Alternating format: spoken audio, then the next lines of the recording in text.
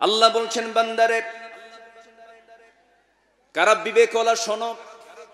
আল্লাহ রাব্বুল আলামিন বলছেন 9টা দিক যার মধ্যে আছে সে হলো বিবেকওয়ালা। দোয়া কেন কবুল হয় না একটা বিষয় কিন্তু বলেছি, মনে আছে তো আপনাদের? এগুলো মাথায় রাখবো। জোরে বলি ইনশাআল্লাহ, আরো জোরে বলি ইনশাআল্লাহ।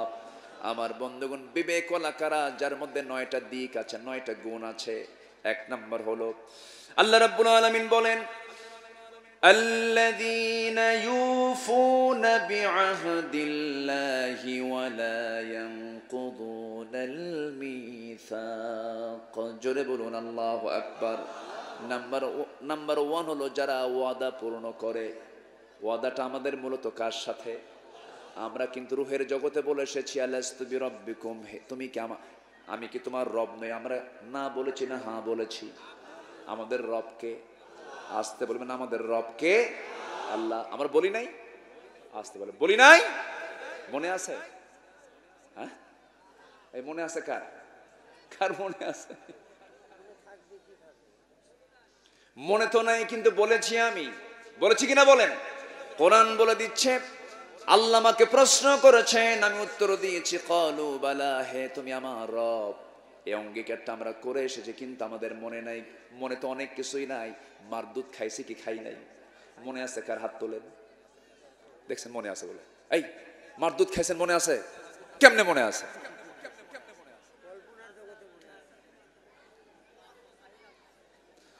দুধ কয় বছর খায়?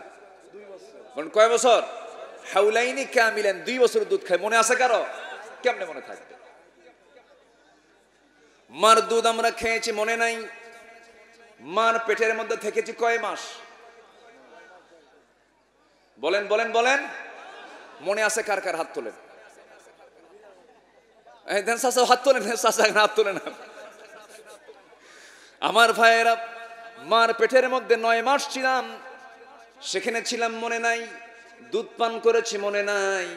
এগুলো যদি না মনে না থাকার পরও যদি বিশ্বাস করে নেই আমি যে রূহের জগতে সাক্ষ্য দিয়েছি হ্যাঁ তুমি আমার রব, এটা মনে না থাকলেও আমরা সাক্ষ্য দিয়েছি কি দেই নাই? দিয়েছি আমরা।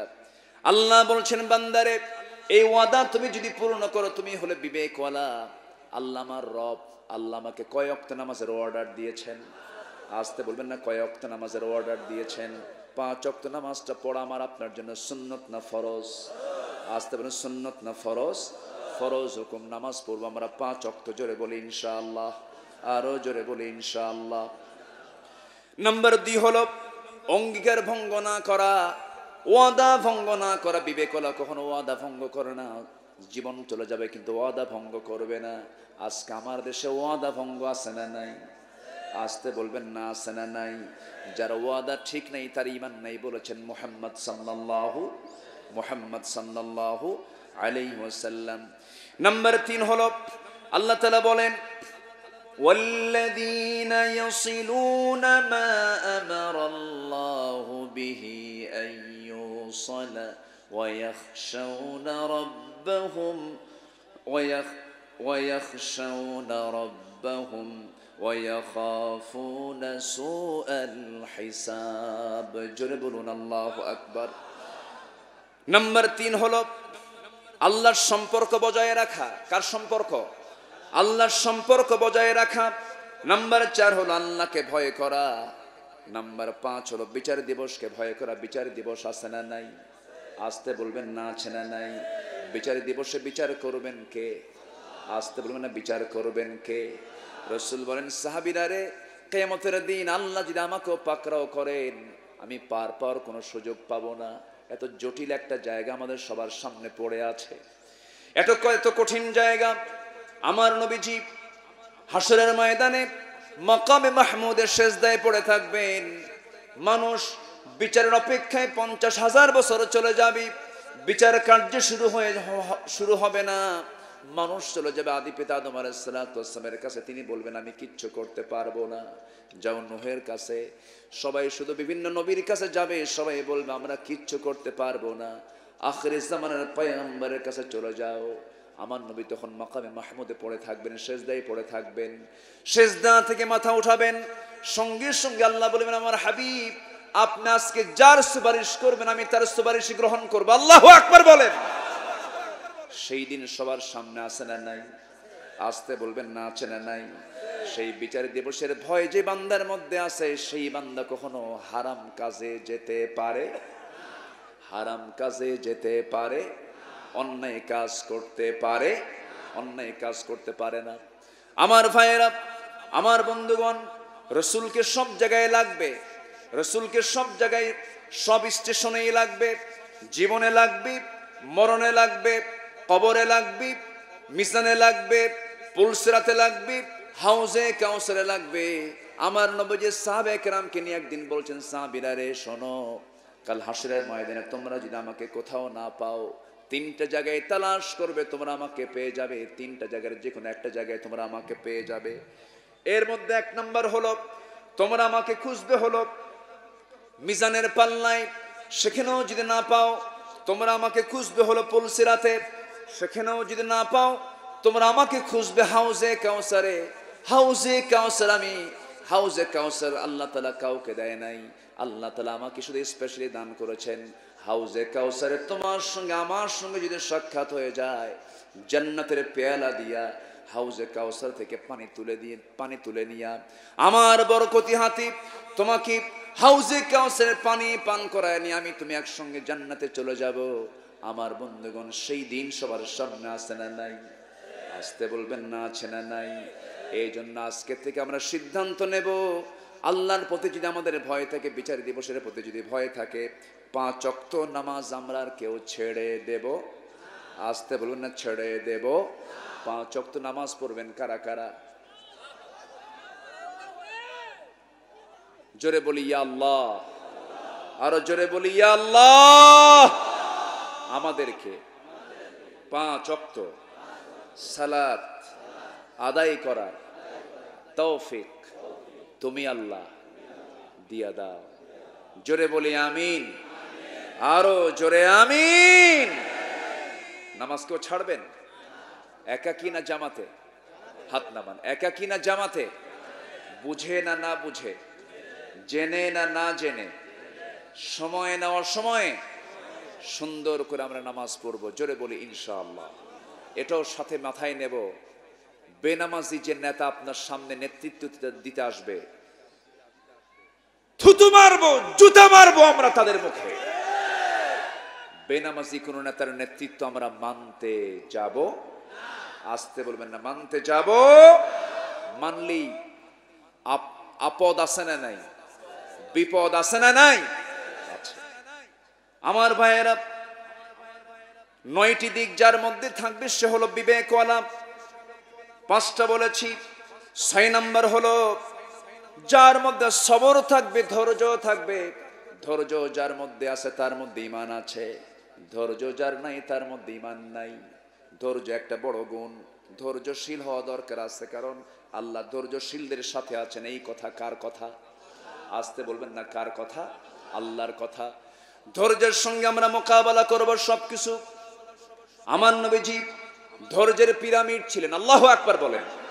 ধৈর্যের পিরামিড ছিলেন নবীজি। মসজিদ নববীর ভিতরে সাহাবে কেরামকে নিয়ে আলোচনা করছেন, কথা বলছেন। এমন সময় এক ইহুদি এসে আমার নবীর সামনে মসজিদের মধ্যে ঢুকে উলঙ্গ হয়ে দাঁড়ায় দাঁড়ায় পেশাব করে। নাউজুবিল্লাহ বলেন। উলঙ্গ হয়ে দাঁড়ায় দাঁড়ায় পেশাব করতেছে। সাইয়েদনা ওমর ফারুকের নাম সবাই শুনছেন তো? কয় নাম্বার খলিফা বলেন? কয় নাম্বার খলিফা? 2 নাম্বার খলিফা। অনেকদিন আগে এক মাহফিলে বললাম, ওমর ফারুকের নাম শুনছেন কে কে? কে কে জানেন তার নাম? ছোট্ট একটা ছেলে সামনে থেকে দাঁড়ায় বলে, হুজুর আমি ওমর ফারুককে চিনি। কে? কে আমাদের বাড়ির দোতলায় ভাড়া থাকে। আমার দেশে এমনও লোক আছে, এমনও শিক্ষিত আছে, বিসিএস ক্যাডার আছে, ওজুর ফরজ জানে না। আসতে বলবেন না আছে না নয়? ইসলামী সমাজে ওই সমস্ত বিসিএস ক্যাডার যারা ওজুর ফরজ জানে না, তারা একটা পিয়নের দায়িত্ব পালন করতে পারবে না। মুসলমান আমাদেরকে বলে, হুজুররা কি জানে? হুজুররা কি জানে? যার মধ্যে কোরআনের জ্ঞান আছে তার মধ্যে আর কোনো অজানা নাই। বলি আলহামদুলিল্লাহ। সন্তানকে আলেম বানাবো। জোরে বলি ইনশাআল্লাহ, আর জোরে বলি ইনশাআল্লাহ। দেখলাম তো বহু কিছু, কোন আলেমের বাবা বৃদ্ধাশ্রমে থাকে না, কোন হাফেজের বাবা মা বৃদ্ধাশ্রমে থাকে না। বৃদ্ধাশ্রমে সেই সমস্ত সন্তানদের বাপ মার স্থান হয় যে সন্তানগুলো বিসিএস ক্যাডার হয়ে বড় বড় পদের কর্মকর্তা হয়েছে। সবাই না, তবে এদেরই বাপ মা সেখানে গিয়ে আশ্রয় নেয়, ঠিক কিনা? সম্মানিত ভাইয়েরা, আজ অনেক ফ্যামিলির মধ্যে একটা পরিবর্তন চলে এসেছে। আমাদেরকে অনেকেই বলে, হুজুর ছেলেকে বিয়ে করাবো, একটা আল্লাহওয়ালা পর্দাশীল একটা মেয়ে চাই। ওরা বোঝে যে কোন জায়গায় শান্তি আছে। আমি কি কথাগুলো বলবো? কথা কি বলবো ভাইয়েরা? পাত্র যারা আছো, পাত্র যারা এখনো বিয়ে করো নাই, কেমন পাত্র নিবা? বলবো বলবো একটু বলে দেই, হ্যাঁ না নিজে নিজেই খুঁজে নিবা? দেখছেন কিছু কয় না, চুপ চুপ করে হাসে। এত সুন্দর মানুষ এত রাতে বসে আছেন আপনারা, আমি খুবই খুশি, আলহামদুলিল্লাহ আমি খুবই খুশি, আমি খুবই আনন্দিত। আমাকে সময় দিচ্ছেন, আমি আল্লাহর শুকরিয়া আদায় করছি। প্রচন্ড গরম তো, মানুষের গায়ের এই গরমে সবাই বসে আছেন, আমিও খুশি। আমি যতক্ষণ আছি সময় দেবেন তো সবাই আপনারা? পাত্রী কেমন চাবেন আপনি? খুব সুন্দরী আসতে পারে? সুন্দরী, সুন্দরী কাকে বলে? যার নামাজ নাই নাকি? হ্যাঁ আমার ভাইয়েরা, পাত্রী কেমন নেবেন আপনি? যারা পাত্র আছো বাবা, বিয়ে করো নাই, ভুল করা যাবে না। পাত্রী কেমন হতে হবে শিখিয়ে দিয়েছেন মুহাম্মদ সাল্লাল্লাহু আলাইহি ওয়াসাল্লাম। তুনকাহুল মারআ লিআরবা'ইন, লিমালিহা ওয়া লিহাসাবিহা ওয়া লিজামালিহা ওয়া লিদীনিহা। আগে দেখবে তুমি তার তাকওয়াটা দেখবে সবার আগে, দিনদারিতা দেখবে সবার আগে, এরপরে তার মাল দেখতে পারো, তার বংশ দেখতে পারো, তার সৌন্দর্য দেখতে পারো। তবে দিনকে প্রাধান্য দিয়ে তুমি তাকে বেছে নিবা, আল্লাহর বরকত তোমার ফ্যামিলিতে নাজিল হবে। যেরকম সুবহানাল্লাহ। তাকওয়ার দিকটা দেখতে চেষ্টা করবে। আহমদ ইবনে হাম্বল রাহমাতুল্লাহ আলাইহি বিয়ে করবেন তিনি। প্রতিবেশীর বাড়িতে দুইটা মেয়ে আছে, একটা কালো একটা ধলা। যখন বলা হলো কি দেখে এসেছেন, বলা হলো একটা কালো, কিন্তু মেয়েটার মধ্যে পরেশগারিতা আছে। তিনি বললেন, সুন্দরী মেয়ে আমার দরকার নাই, কালো মেয়েটা আমাকে বিয়ে করায় দাও, কারণ তার মধ্যে কালোর যে সৌন্দর্যের গুণ, দিনদারিতা আছে। যেরকম সুবহানাল্লাহ। তাকে বিয়ে করলেন। তার ইন্তেকালের পূর্বে তার স্ত্রী দুনিয়া থেকে বিদায় নিলেন। দীর্ঘদিন দাম্পত্যময় জীবন কাটিয়েছেন, কোনোদিন গন্ডগোল লাগে নাই। তাকে বলা হলো, আহমদ ইবনে হাম্বল গন্ডগোল কেন লাগে নাই, কি হয়েছিল? তিনি বললেন, গন্ডগোল না লাগার কারণ হলো আমার বউ যখন খেপে যেত আমার উপর, আমি তখন ঠান্ডা থাকতাম, আর আমার স্ত্রী যখন আমার উপর খেপে যেত আমি ঠান্ডা থাকতাম। আমি যখন খেপে যেতাম আমার বউটা ঠান্ডা থাকতো। যেরকম সুবহানাল্লাহ, আরো যেরকম সুবহানাল্লাহ। আমার ভাইরা, আজকে সমাজে তালাকের পরিমাণ কমছে না বাড়ছে? শিক্ষার হার কমছে না বাড়ছে? শিক্ষার হারও বাড়ছে, তালাকের হারও বাড়ছে। তালাকের পরিমাণটা শিক্ষিতের মধ্যে কম না বেশি? বলেন বলেন, শিক্ষিতের মধ্যে তালাকের পরিমাণ কমছে না বাড়ছে? কেউ কাউকে দাম দিতে চায় না। তালাকের মোট 8টা কারণ। 1 নম্বর হলো শারীরিক অক্ষমতা, এটা থাকতেই পারে। নাম্বার 2 হলো ঝগড়া, কিন্তু সেই ঝগড়া হতে হবে সৌন্দর্য নিয়ে। ঝগড়া হলে সেই ঝগড়ায় কোনোদিন তালাক হবে না। নাম্বার 3 হলো সবচেয়ে বড় কারণ আজকে তালাকের, সেটা হলো পরকিয়া। আছে না নাই? গত বছর চুয়াডাঙ্গা মাহফিল, আমার মাহফিল করতে গেছি, খাইতে বসছি। এক মুরব্বী আমার কাছে এসে বলছেন, হুজুর আপনি আমার বড় মেয়েটার জন্য দোয়া করবেন। কেন? মেয়েটাকে বিয়ে দিয়েছি ঠাকুরগা। বললাম, চুয়াডাঙ্গার মানুষ বিয়ে দিলেন ঠাকুরগা, এত দূরে কেমনে? ঘটককে? হুজুর মোবাইল। ঘটককে? মোবাইল। আজকে পরকীয়ার পরিমাণে এত পরিমাণ বাড়ছে, অসংখ্য পরিবার আজকে ধ্বংসের দিকে চলে গেছে। আমার ভাইয়েরা, নাম্বার 4 হলো যৌতুক।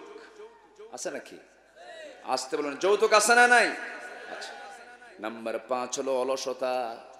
এমন কিছু কিছু ছেলে আছে যারা অলস, আছে না নাই বলেন? আছে, বইয়ের কামাই শুধু খায়। মনে হয় কুষ্টিয়াতে নাই, কুষ্টিয়া তো আছে না নাই? অবহেলা তিলে তিলে শেষ হয়ে যায়। অতি সম্মান, কিছু কিছু মহিলা আছে দেখবেন স্বামীর চাইতে স্বামীকে এত হেয় করে, বাপ মা বাপ মা বাপ মা বাপ মা, আছে না? এগুলো মনে হয় কুষ্টিয়াতে। হ্যাঁ, বাপ মার দাম অবশ্যই আছে। তবে আপনার স্বামী যদি আপনাকে বলে আমার অনুমতি ছাড়া তুমি আমার ঘর থেকে বের হতে পারবে না, এই যে তাকে অর্ডার দেওয়া হলো, অধিকাংশ ইমামরা বলেছেন যদি কেউ মারাও যায় স্বামীর অনুমতি ছাড়া সে ঘর থেকে বের হতে পারবে না। কারণ এখানে আনুগত্যের বিষয় আছে না নাই? বলেন, আসতে বলবেন না, আছে না নাই? আছে। এই জন্য বাপ মাকে আপনি সম্মান করবেন, তবে নিজের সংসারকে সংরক্ষণ করার দরকারও আছে না নাই? তালাকের বহুগুলো কারণের মধ্যে একটা কারণ থাকে, অনেক সময় শ্বশুর শাশুড়ির কারণে তালাক হয়ে যায়, বাপ মার কারণে তালাক হয়ে যায়। এই ক্ষেত্রে সতর্ক থাকার দরকার আছে না নাই? আচ্ছা, প্রায় গন্ডগোল লেগে যায়। শাশুড়ি আম্মা যারা আছেন তাদেরকে একটু বলি, শোনেন,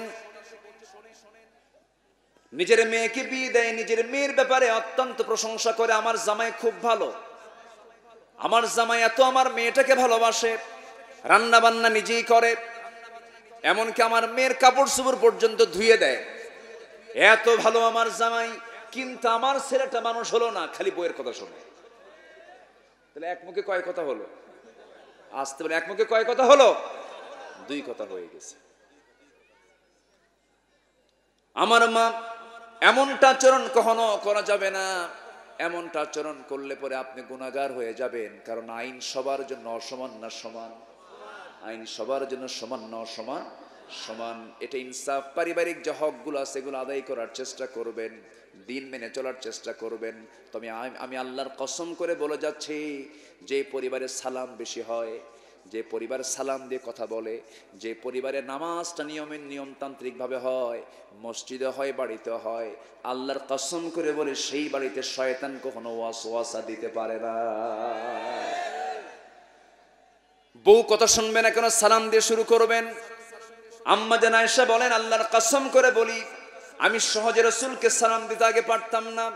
রাসূল আমাকে কখন সালাম দিতেন আমি নিজেও টের পেতাম না। একজন সাহাবী রাসূলকে আগে সালাম দিতে পারেন না। একদিন টেকনিক করে, কৌশল করে তিনি মোটা বৃক্ষের আড়ালে দাঁড় হয়ে গেলেন। নবীজি আমার হেঁটে হেঁটে আসতেছিলেন, হঠাৎ করে মোটা গাছের আড়াল থেকে বের হয়ে রাসূলকে লক্ষ্য করে সালাম দিচ্ছেন, আসসালামু আলাইকা ইয়া রাসূলুল্লাহ। আমার নবীজি মুস্কি মুস্কি হাসি মেরে বলছেন, সাহাবী এমন টেকনিক করে আগে সালাম দিলে কিন্তু সওয়াব পাবা না। যেরকম সুবহানাল্লাহ, সওয়াব যদি পেতে চাও সামনাসামনি আসো। যেরকম আল্লাহু আকবার। ইসলাম না মানলেও শান্তি হবে। ইসলামটাকে আমরা জীবনের সকল জায়গায় মেনে চলবো, ইসলামটাকে আমরা গ্রহণ করব। চারটা কারণ খারাপ পরিণতির দিকে নিয়ে যায়। চারটা কাজ যদি আমাদের মধ্যে থাকে, আমাদের পরিণতি হবে খারাপ, পরিণতি হবে মৃত্যুটা খারাপ দিকে চলে যাবে। এক নাম্বার হলো সালাতের প্রতি উদাসীনতা। আমরা আজকের থেকে নামাজ আর এক ওয়াক্ত ছাড়বো না। জোরে বলি ইনশাআল্লাহ। জালালউদ্দিন সৈয়দ রাহমাতুল্লাহ আলাইহি তিনি বলেছেন, এক নাম্বার হলো সালাতের প্রতি উদাসীনতা। নাম্বার 2 হলো মাদক গ্রহণ। আমার দেশে মদের পরিমাণ, নেশার পরিমাণ আগের চাইতে কমছে না বাড়ছে? আসতে বলবেন না, কমছে না বাড়ছে? আজকে ম্যাক্সিমাম যুব সমাজ নেশার বাইরে না নেশার ভিতরে? বলেন, নেশার বাইরে না নেশার ভিতরে? নেশার ভিতরে। নাম্বার 3 হলো পিতার মাতার প্রতি অবাধ্যতা। নাম্বার 4 হলো মুসলিমদের কষ্ট দেওয়া। আজকে মুসলমানকে কষ্ট দিচ্ছে, কম না বেশি? আসতে বলবেন না, কম না বেশি? বলেন। ইসরায়েলের ইহুদিরা প্রতিনিয়ত মুসলমানদেরকে মারছে, ফিলিস্তিনের মুজাহিদরা মোকাবেলা করছে, আর মুসলিম নামধারী কিছু কুলাঙ্গার ফিলিস্তিনের মজলুম মুজাহিদদের বিরুদ্ধে তারা ফতোয়া দিচ্ছে। আছে না নাই?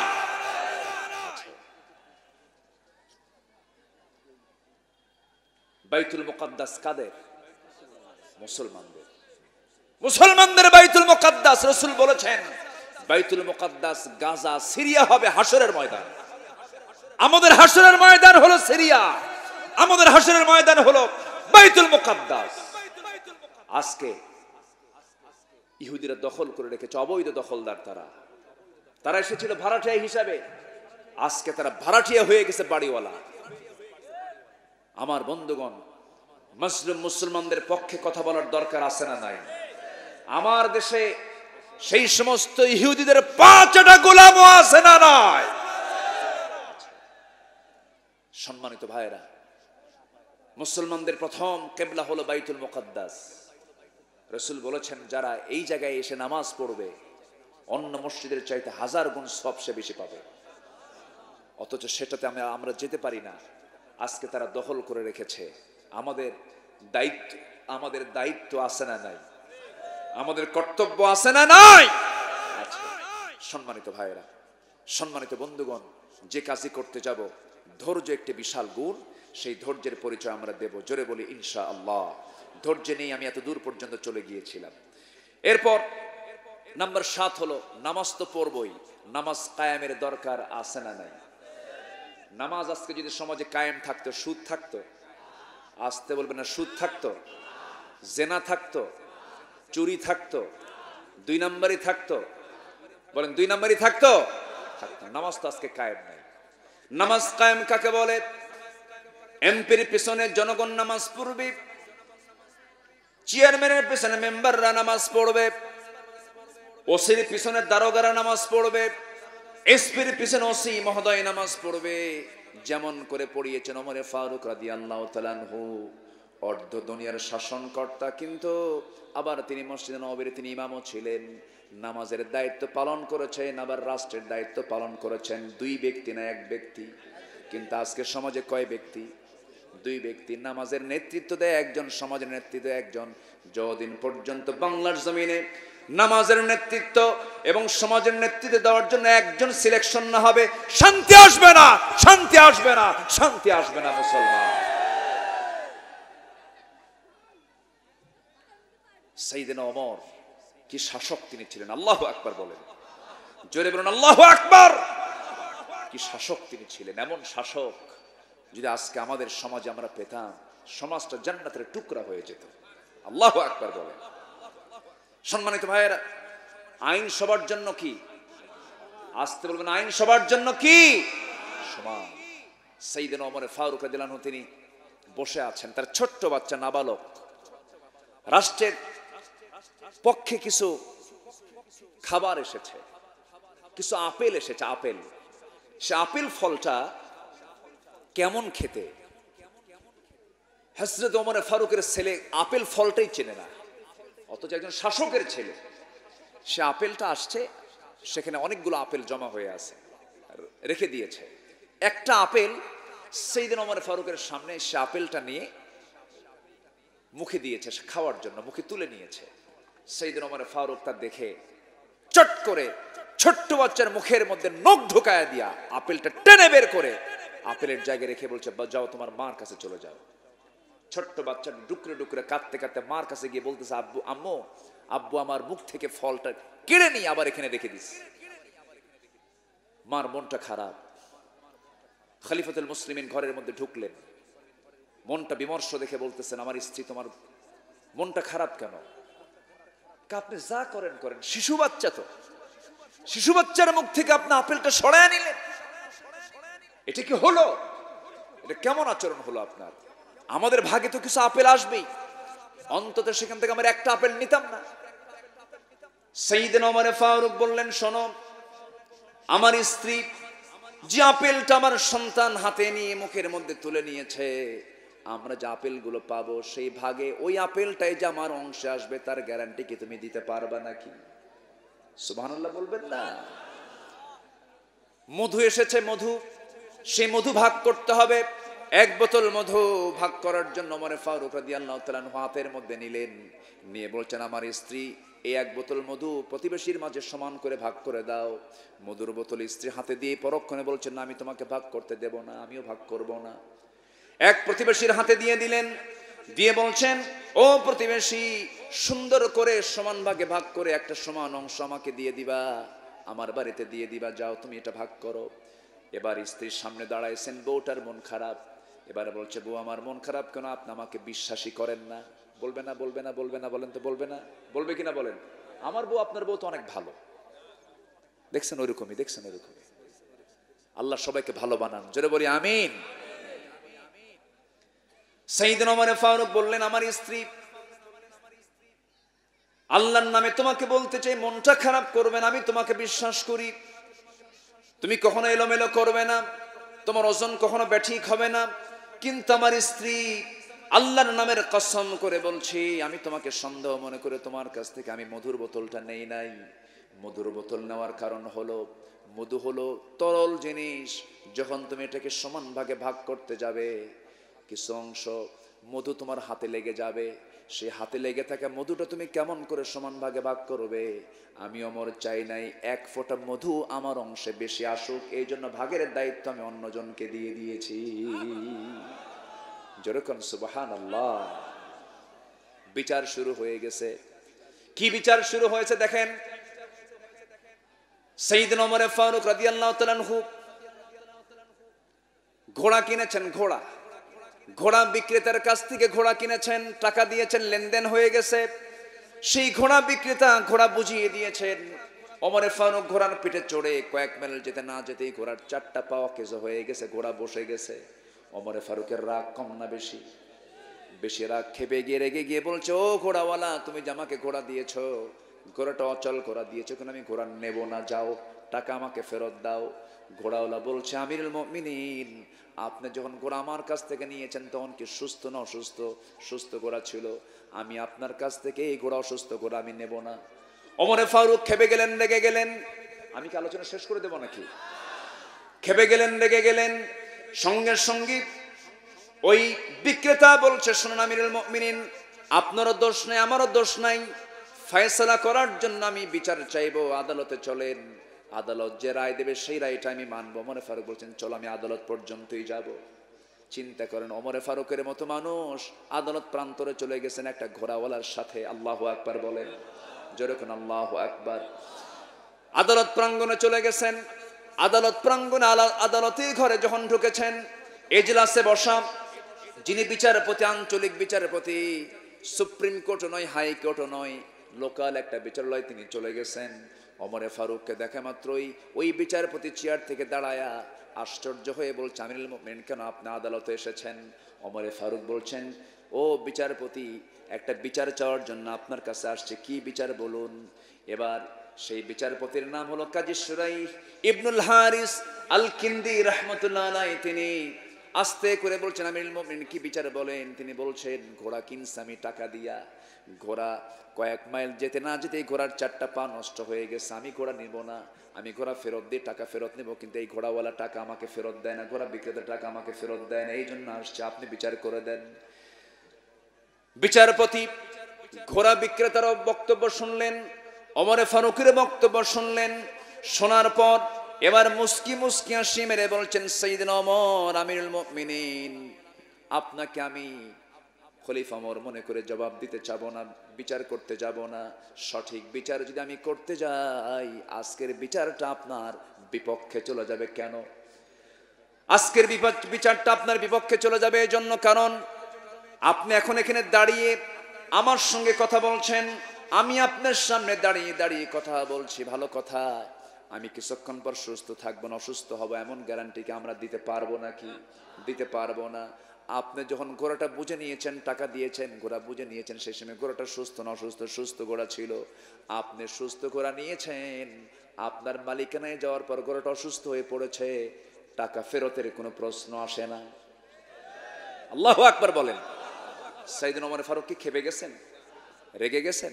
মুস্কি হাসি মেরে আদালত চত্বর থেকে বের হয়ে আসলেন।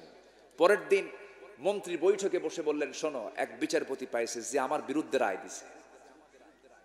আমি চাচ্ছি যে ওই বিচারপতিকে আঞ্চলিক বিচারপতি না বানায়া গোটা দেশের প্রধান বিচারপতি বানানো হোক, কারণ সে সঠিক বিচার করতে পারে। আমার বিরুদ্ধে সে রায় দিয়েছে। আল্লাহু আকবার বলেন। এই বিচারপতি সাইয়েদনা আলীর বিরুদ্ধেও তিনি রায় দিয়েছেন। কেমন করে? সাইয়েদনা আলী তিনি যুদ্ধের ময়দান থেকে ফিরে আসার পথে তার হাতের লৌহ বর্ম তিনি হারিয়ে ফেলেছেন। এক ইহুদি এটা চুরি করেছে। তিনি ইহুদির হাতে তার চিহ্নিত লৌহ বর্ম দেখলেন, বললেন, ইহুদি, এই লৌহ বর্মটা আমার। ইহুদি কয়, এটা আমার। কেন এটা আমার? কেন এটা আমার? ইহুদিরা মিথ্যা কথা কয় না সত্য কথা কয়? আজকেরও দুনিয়ার যারা ইহুদি তারা সত্যবাদী না মিথ্যাবাদী? সত্যবাদী না মিথ্যাবাদী? তারা আল্লাহকে মিথ্যাবাদী বলে। অকালাতুল ইহুদু উযাইর ইবনুল্লাহ, ইহুদিরা বলে কি ওযাইর হলো আল্লাহর ছেলে। যেরকম নাউযুবিল্লাহ। সেই ইহুদির সঙ্গে পীড়িত আজকে আমার দেশের কিছু লোকের আছে না নাই, যারা ওযাইরকে আল্লাহর বেটা বলে। অকালাতিন নাসারা ঈসা ইবনুল্লাহ, খ্রিস্টানরা বলে ঈসা হলো আল্লাহর ছেলে। আর সেই খ্রিস্টানদের সাথে আজকে মুসলমানদের কিছু মুসলমান নামদারি কিছু লোকের পীড়িত আছে না নাই? আছে। এই পীড়িত কখনো জান্নাতের কারণ হতে পারে না। সাইয়েদনা আলী তিনি বললেন, চলো আমরা আদালতে যাব। কাজী শুরাইয়ের কাছে যাওয়া হলো। কাজী শুরাই বললেন যে, আমিরুল মুমিনিন, আপনার যেই লৌহ বর্ম তার প্রমাণ কি? এই লৌহ বর্ম আমার, এর প্রমাণ হলো, এর সাক্ষী হলো আমার কলিজার টুকরা হুসাইন। কাজী শুরাই বললেন, দেখুন, সাক্ষীর জন্য নিজের আপন ছেলে কখনো সাক্ষী এটা গ্রহণযোগ্য আদালত মনে করে না। অন্য কোনো সাক্ষী আছে কি? বললেন, না, আমার অন্য কোনো সাক্ষী নেই। তিনি সঙ্গে সঙ্গে বললেন, দেখুন, সাক্ষীর অভাবে আমি আপনার পক্ষে রায় দিতে পারলাম না, এই লৌহ বর্ম ইহুদির হাতেই চলে যাবে। সাইয়েদনা আলী মুস্কি হাসি মেরে মাথা নিচু করে আদালত থেকে বের হয়ে আসতেছেন। ইহুদির চোখে পানি টলমল করছে। ইহুদি বলে, এটার নামই তো ইসলাম। কালেমা পড়ে আশহাদু আল্লা ইলাহা ইল্লাল্লাহ ওয়া আশহাদু আন্না মুহাম্মাদান আবদুহু ওয়া রাসূলুহু। আইন সবার জন্য কি? আসতে বলবেন না, আইন সবার জন্য কি? এই আইন সবার জন্য সমান কখন কায়েম হবে? যখন নামাজের নেতা আর সমাজের নেতা যখন একজন হয়ে যাবে। ঠিক কিনা? আমরা কেমন চিত্র দেখতে চাই? আমরা কেমন চিত্র দেখতে চাই? এটার নামই হলো নামাজ কায়েম। এটার নাম কি? নামাজ কায়েম। আমার ভাইয়েরা, যেখানে নামাজ কায়েম হয়ে যাবে, সমাজের নেতারা কেমন হবে? ওমর ফারুক রাদিয়াল্লাহু তাআলা আনহুর কাছে কোন এক দেশের গভর্নর বিশাল দামি খাবার তার সামনে তার খেদমতে নিয়েছেন। বলছেন, আমিরুল মুমিনিন, এই দামি খাবারটা আপনার জন্য বরাদ্দ হয়েছে, কেন আপনি গ্রহণ করবেন নাকি? ওমর ফারুক বললেন, ও আমার গভর্নর, তুমি যে আমাকে যে খাবারটা খাওয়ানোর জন্য অফার করছো, এই খাবারটা আমার দেশের জনগণ কি খেতে পারবে নাকি? না, খেতে পারবে না, খুব কষ্ট হবে, অনেক এক্সপেন্সিভ, ব্যয়বহুল। ওমর ফারুক ওই খাবারের বাটিটা গভর্নরের দিকে ফিকা মেরে বলছেন, আল্লাহর কসম করে বলি, যে খাবার আমার দেশের জনগণ পাবে না, সেই খাবার আমি ওমর মুখে নেব না। এটাই হচ্ছে নামাজ কায়েমের পরিবেশ। নামাজ কায়েমের পরিবেশ। সেই নামাজ কায়েমের পরিবেশ আমার দেশে আসুক। সবাই কি চান? এটা কি এমনি এমনি আসবে? না, দাঁত ভাঙ্গা সুন্নত আদায় করতে হবে। কি ভাঙ্গা সুন্নত বলেন? কি ভাঙ্গা সুন্নত বলেন? দেশ স্বাধীনের জন্য যদি 30 লক্ষ মানুষের জীবন দিতে হয়, দিন কায়েমের জন্য জীবনের রক্ত ঝরানোর দরকার আছে না নাই? আসতে বলবেন না, আছে না নাই? দিন কায়েমের জন্য বিশ্বনবীর দেহ থেকে রক্ত ঝরাতে হয়েছে, মার খেতে হয়েছে, জেল জুলুম নির্যাতন নিপীড়ন সহ্য করতে হয়েছে, দেশ ছাড়তে হয়েছে, হামলা মামলা বরং স্বীকার করতে হয়েছে, রাসূলকে গালি খেতে হয়েছে। তবুও কি তিনি ইসলাম থেকে এক চুল পরিমাণ নড়েছেন? আসতে বলবেন না, নড়েছেন? নড়েন না। কে না জানেন কথাগুলো? আমি গত রমজানে ওমরায় গিয়েছিলাম। আমি ওমরায় গেলেই মানে অনেক জায়গা বাদ পড়লেও আমি রসুলের স্মৃতিচারিত কিছু জায়গা আমি কখনো বাদ দেই না। যেরকম তায়েফ আমি দেখতে যাই, উহুদের ময়দান আমি দেখতে যাই, এরপর বদরের প্রান্তর আমি দেখতে যাই। বিশেষ করে সবচাইতে বেশি আমার কষ্ট হয় যখন আমি উহুদের ময়দানে যখন দাঁড়াই। সবচেয়ে বেশি রক্ত ঝরেছে উহুদের ময়দানে মুহাম্মদ সাল্লাল্লাহু আলাইহি ওয়াসাল্লামের। কি রক্ত ঝরলো! আল্লাহু আকবার। মুনাফিকদের শত্রুতা, ইহুদিদের ষড়যন্ত্র রাসূলকে শত্রুর মুখোমুখি করে দিল। মুনাফিকরা পিছু টান নিল, রাসূল একাকী পড়ে গেলেন। 50 জন কুরাইশ রাসূলকে টার্গেট করে বৃষ্টির মতো তীর মারতে লাগলো। আমার নবীজি যখন তীর দ্বারা আক্রান্ত হচ্ছেন, 10 জন সাহাবী আচমকা তরবারি ফেলে দিয়ে দৌড় মেরে এসে নবীজির চতুর্পাশে দাঁড়ায় গেলেন। বলতেছে হুজুর আমাদের রক্ত, আমাদের দেহে রক্ত থাকা পর্যন্ত আপনার গায়ে একটা তীর লাগাতে দেব না। চতুর্দিকে দাঁড়ায় গেছে। 10 জন সাহাবী দুনিয়া থেকে বিদায় নিলেন। একজন সাহাবীর চোখের মধ্যে তীর ঢুকলো। নবীজি বলছেন, সাহাবী তোমার চোখের মধ্যে তীর ঢুকেছে। এবারে বলছেন, ইয়া রাসূলুল্লাহ আপনাকে মহব্বত করি, চোখের ভিতর কেন? কলেজের মধ্যে তীর ঢুকলে আমার কোনো কষ্ট নাই। আমার নবীজি আস্তে করে কাছে টেনে নিয়ে সেই সময় মুআজিজা প্রকাশ পেয়ে গেল। রাসূল আস্তে করে করলেন কি, সেই সাহাবীর চোখ উপরে হাতের মধ্যে পড়ে আছে। নবীজি বরকতি হাতে সেই চক্ষুটা তুলে নিয়ে চোখের জায়গায় লাগায় মুখের থুতু দিলেন, বিসমিল্লাহ বলে ফু দিলেন, চোখটা ভালো হয়ে গেল। কিন্তু দেখা গেল কি, সেই সাহাবীও দুনিয়া থেকে বিদায় নিয়ে নিলেন। 10 জন সাহাবী দুনিয়া থেকে বিদায় নিয়েছেন। নবীজি এখন সম্পূর্ণ একা, কেউ নাই তার পাশে। তীর মারা বন্ধ হলো। কয়েকজন কাফের করলো কি, কাছাকাছি গেল, নবীজিকে হাতের নাগালের একদম কাছাকাছি পেয়েছে তারা, কিন্তু কাছেই খুব কাছে যেতে সাহস পাচ্ছে না তারা। গজবের ভয় তাদের মধ্যে কাজ করছিল। হাতের মধ্যে পাথর নিয়ে নবীজির মাথা বরাবর মেরে দিল। নবীজির মাথায় ছিল সেদিন টুপি, পাগড়ি না হেলমেট? বলেন বলেন কি ছিল? আপনি টুপি পরেন, আপনি পাগড়ি পরেন, কিন্তু হেলমেটকে আপনি এনকার করেন কেন? হেলমেটকে আপনি অবহেলা করেন কেন? হেলমেটেরও দরকার আছে না নয়? ফিলিস্তিনের মুজাহিদরা আজকে হেলমেট পরছে, ঠিক কিনা? হেলমেট পরছে। আমার ভাইয়েরা, সেই হেলমেটের মুখ বরাবর, কপাল বরাবর গিয়ে যখন পাথরটা ধাক্কা খেল, হেলমেটের সামনের থাকা চিকন লোহান, চিকন ফলা নবীজির কপালের শক্ত হাড়ের মধ্যে গেঁথে গেছে। নবীজির মাথা ঘুরে উঠছে। আরেকটা আঘাত গাল বরাবর মারা হলো। শিরস্ত্রাণের চিকন লোহা নবীজির গালের মধ্যে গেঁথে গেল।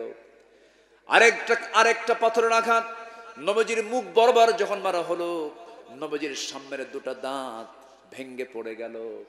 নবীজির একই মুখের ভেতরে 3টা ইনজুরি। নবীজি আর নড়তে পারলেন না। মুখ থুবড়ে মাথা চক্কর মেরে নবীজি পড়ে গেলেন। নবীজি সেন্সলেস হয়ে গেলেন, মুখ থুবড়ে পড়ে গেলেন। চতুর্দিকে গুজব রটায় দিয়েছে, কুতিলা মুহাম্মদ, কুতিলা মুহাম্মদ, মুহাম্মদ দুনিয়া থেকে বিদায় নিয়েছে। আমার নবীজি মুখ থুবড়ে পড়ে আছেন। সাহাবায়ে কেরামদের মধ্যে কান্নার রোল পড়ে গেছে। ওমরের মতো পাগল সাহাবী, নবীর প্রেমে পাগল তিনি বলছেন, যে দুনিয়াতে রাসূল নাই সেই দুনিয়াতে ওমরের বাঁচার দরকার নাই। ওমর বাঁচবে না। তরবারি হাতের মধ্যে নিয়ে আবার যুদ্ধ শুরু করে দিয়েছেন। মদিনার একজন পাগলি সাহাবী, নবীর প্রেমিক একজন পাগলি সাহাবী, তিনি বাড়ি থেকে বের হয়ে আসছেন, সংবাদ শুনেছেন রাসূল নাই। একজন সাহাবী এসে বলছে, ও মহিলা দৌড়াও, কোথায় কোথায় যাচ্ছ? বদরে যাই। কেন যাচ্ছ? রাসূল নাকি বেঁচে নাই। তুমি কি জানো তোমার কলিজার টুকরা সন্তান এই যুদ্ধে মারা গেছে? কিছুক্ষণ পর আরেকজন এসে বলো, মহিলা তুমি দৌড়াও কোথায়? তোমার প্রাণ প্রিয় স্বামী যুদ্ধে মারা গেছে। কিছুক্ষণ পর আরেকজন এসে বলছো, ও মহিলা তুমি যাও কোথায়? তুমি কি জানো তোমার নিজের আপন বড় ভাই যুদ্ধে মারা গেছে? জবাবে ওই মহিলা বলতেছে, শোনো, আমার কলিজার টুকরা সন্তান দুনিয়া থেকে বিদায় নিয়েছে, আমার স্বামী দুনিয়া থেকে বিদায় নিয়েছে, আমার বড় ভাই দুনিয়া থেকে বিদায় নিয়েছে এই যুদ্ধের ময়দানে। দুনিয়ার সমস্ত মানুষের মৃত্যুর সংবাদ আমাকে কোনো কষ্ট দিতে পারবে না, কিন্তু একটাবার জানিয়ে দাও আমার রাসূল প্রাণে বেঁচে আছেন কিনা। আমার নবীজি উহুদের ময়দানে মুখ থুবড়ে পড়ে আছেন। সাইয়েদনা আলী তন্ন তন্ন করে খুঁজে খুঁজে তাকে বের করে ফেললেন। কোলের মধ্যে করে নিয়ে আমার রাসূলকে করলেন কি, পাহাড়ের একটা উঁচু জায়গায় তাকে শোয়া রাখলেন। নবীজির কপালে হেলমেটের লোহা বিদ্ধ হয়ে আছে। উবাইদ ইবনুল জাররাহ, যিনি রাসূলকে বাবার চেয়ে বেশি ভালোবেসেছেন, তার শানে আয়াত নাজিল হয়েছে। এই উবাইদা করলেন কি, উহুদের ময়দানে রাসূলের মাথার পাশে গিয়ে বসলেন, হাউমাউ করে কাঁদতেছেন। নবীজির চোখের সেই কপালে বিদ্ধ হওয়া সেই লোহার ফলা বের করতে পারেন না। হাত দিয়ে টান দিচ্ছেন, কাম হয় না, বের হয় না। রাসূল একটু আওয়াজ করছেন, কষ্ট পাচ্ছেন, আওয়াজ করছেন। উবাইদ ইবনুল জাররাহ করলেন কি, কেমন করে টান দেব আমি? কিন্তু জোরে তো টান দিতে হবে, আস্তে টান দিলে নবীজির কষ্ট হবে মনে করে নিজের দাঁতটা লাগায় দিলেন ফলার সাথে, লোহার সাথে দাঁত লাগায় দিয়ে এমন জোরে টান মারলেন, হ্যাসকা টান মারলেন, সামনের দুটো দাঁত ভেঙে গেল, লোহাটা বের হয়ে আসলো। নবীজি লক্ষ্য করেন ওবায়দার মুখের দুটা দাঁত পড়ে গেছে। রাসূল বলছেন, না ওবায়দা, আস্তে টান দিলে তোমার দাঁতটা ভাঙতো না, কি দরকার ছিল তুমি জোরে টান দিয়েছো? ওবায়দা বলছে, হুজুর দুটা দাঁত কেন, কলিজাটা ছিঁড়ে দেব, তার উপর বিন্দু পরিমাণ কষ্ট পাবো না। জোরে কোন সুবহানাল্লাহ। আমার ভাইয়েরা, আমার বন্ধুগণ, এই ওবায়দা করলেন কি, নবীজির গাল থেকে লোহার ফলা টান মারলেন, ফিঙ্কি দিয়ে রক্ত পড়া শুরু হলো, কিন্তু রক্তগুলো তিনি জমিনে ফেলতে দেবেন না। ওবায়দা করলেন কি, হাতের অঞ্জলি ভরে রক্তগুলো হাতের মধ্যে নিয়ে রাসূলকে না দেখে তিনি লুকায় লুকায় পান করছেন। লুকায় লুকায় যখন পান করতেছিলেন, রাসূল বলছেন, ওবায়দারে লুকায় লুকায় কি পান করিস হুজুর? আপনার রক্ত জমিনে কোন জায়গায় ফেলবো, ফেলার জায়গা পাই নাই, আমি খেয়ে নিয়েছি। রাসূল বললেন, ওবায়দা তুমি এমন একটা কাজ করেছো ওবায়দা, যে দেহে আমার রক্ত প্রবেশ করেছে সেই দেহে কোনোদিন জাহান্নামের আগুন স্পর্শ করতে পারে না। জোরে কোন সুবহানাল্লাহ, আরো জোরে কোন সুবহানাল্লাহ। আমার ভাইয়েরা, দিন কায়েমের জন্য যদি বিশ্বের সেরা মানুষ, শ্রেষ্ঠ মানুষের দেহ থেকে যদি রক্ত ঝরানোর প্রয়োজন হয়, ঠিক তেমনি জমিনে দিন কায়েমের জন্য আমাদের দেহ থেকে কি রক্ত ঝরাতে রাজি আছেন? রাজি আছেন কারা কারা? দুহাত উঁচু করে দেখেন মুসলমান।